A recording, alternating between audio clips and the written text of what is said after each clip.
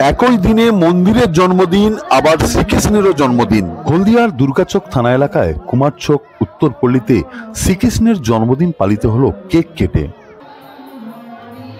কুমারচক উত্তরপল্লীতে নীলকণ্ঠ রাধাকৃষ্ণ মন্দিরে শ্রীকৃষ্ণের জন্মদিন পালিত হয়।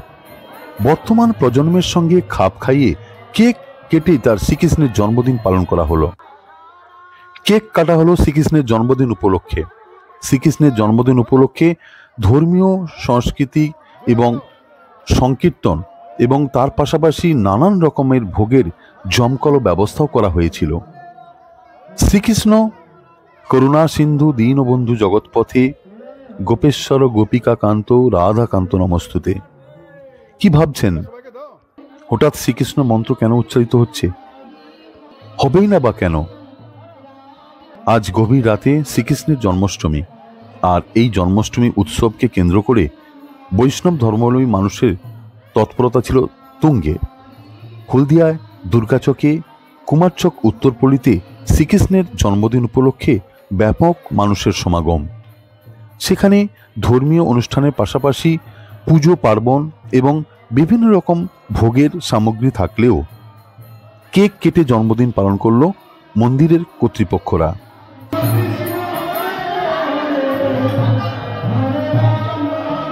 আমাদের মন্দিরের 2022 সালে আজকের দিনে আমাদের মন্দির স্থাপিত হয়েছিল, ভিতপত্তন দেওয়া হয়েছিল।